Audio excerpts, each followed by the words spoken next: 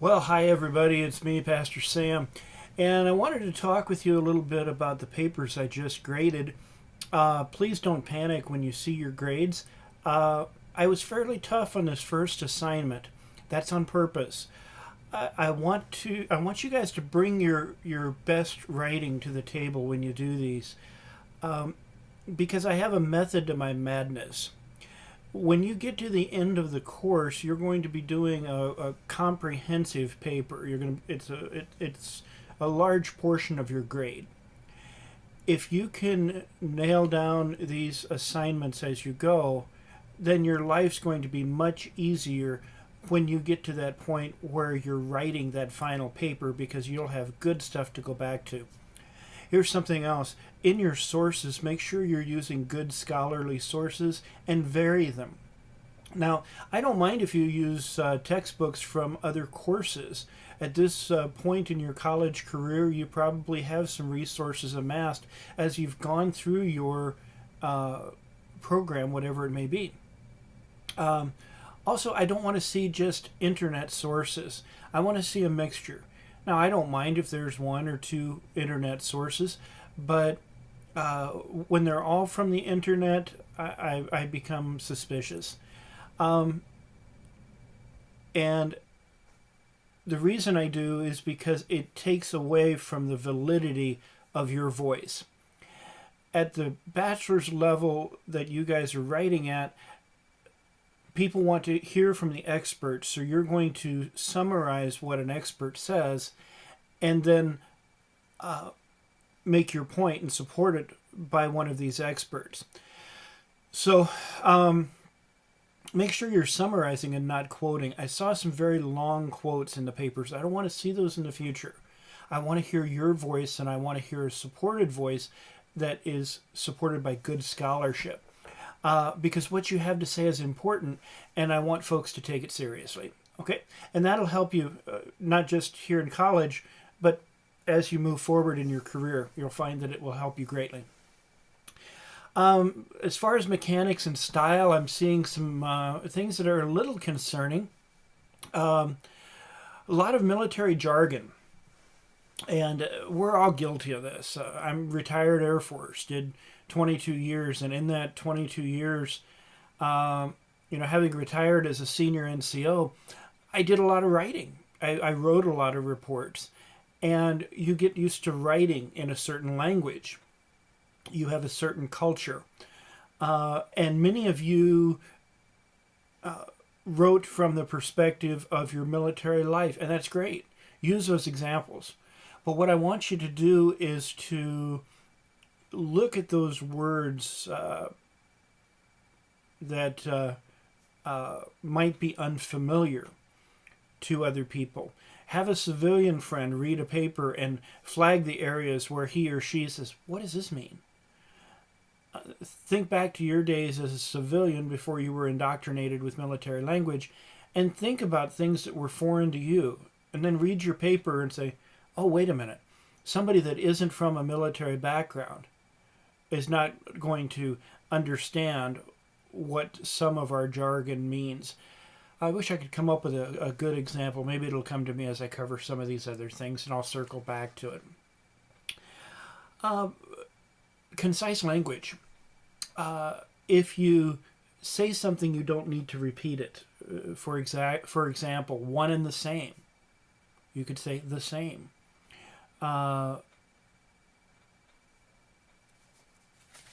There are some others that I have highlighted in your papers that I returned to you. And so you can see those. Also, use synonyms. If you're using a word repeatedly, 2 or 3 times in a couple of sentences or in a paragraph, then look at that word. Highlight the word, push Shift F7. It'll bring up a list of synonyms in MS Word, and it'll help you. It'll punch up your writing. Use active voice in your writing. I saw a lot of passive voice. The way you fix that is you make sure that the subject is doing the verb, not the verb is happening to the subject. We launched the aircraft. instead of the aircraft was launched by us. Now, granted, I just talked about jargon. I realized launched is, if you work the flight line, you understand launch and recovery. You have that mental image. So just accept the example for what it is. And like I said, we all slip into the military jargon because of the culture that we're in.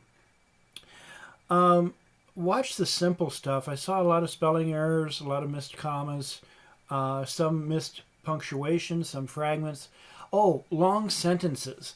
I saw a lot of complex sentences. If you've got multiple coordinating conjunctions, and, but, or, these type of things that are splicing a sentence together, or you have comma splices where you put a comma in, you say something, you put another comma in, that's comma splice, and it makes for a very confusing bit of writing. So if you can vary your sentence length and stay away from those exceptionally long sentences, and in many of your papers I corrected those for you, so watch those and use those as examples.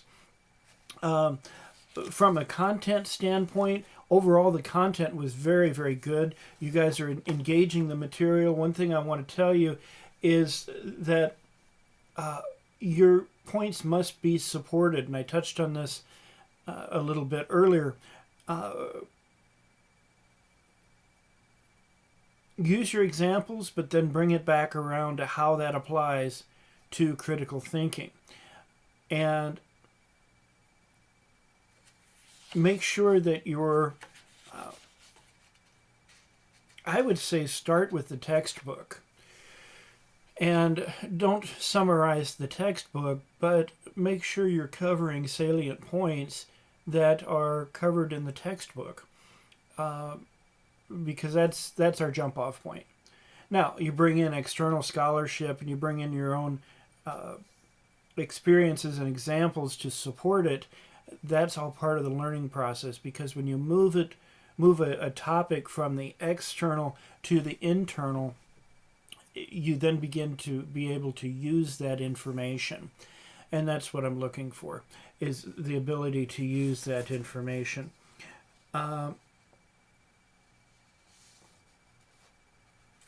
APA formatting was generally good. I saw just some minor errors in that regard.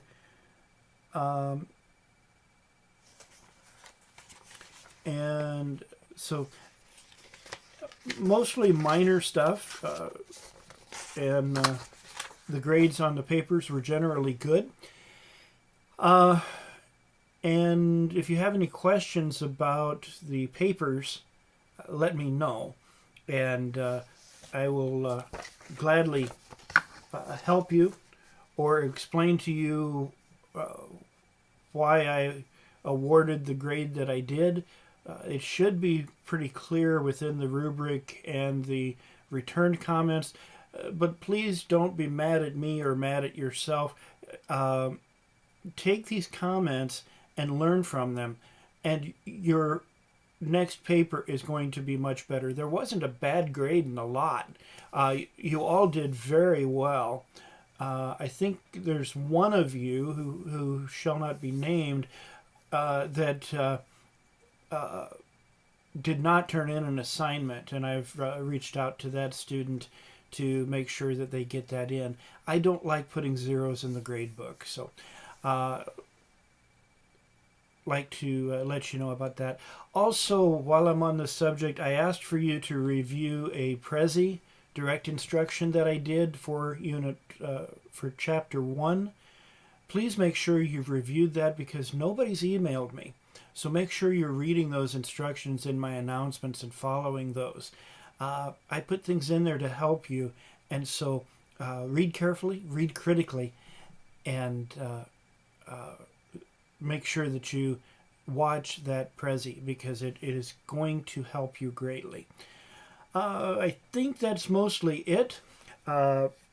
Great job on the papers. I'll be grading the discussion board here in a little bit, but what I've seen on it, and as I've been involved in it, I don't see any issues. Really nothing I need to correct there, but I do want to say regarding the discussion board, I really appreciate the discussions and the cordial way you deal with each other and how you guys are, and gals, are supporting the your assertions with good scholarship.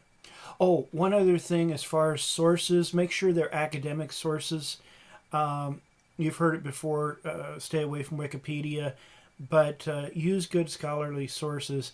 If you have any questions about source selection, active voice, or anything like that, I have some handouts I can provide that will help you with some of these writing 101 constructs. And I'm grateful that at this level I don't have a lot of corrections to make, that you guys are all great writers. Just a few minor tweaks, and you guys will be headed to a whole new level in your writing, and that's my intent on putting so much time into the grading of these first papers, because from here on in it will help you. If you're listening to this, ask me about Amnesty Monday.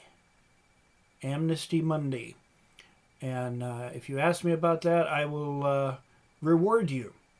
And you will enjoy what that reward is. So I hope everybody watches this video so that you can take advantage of that.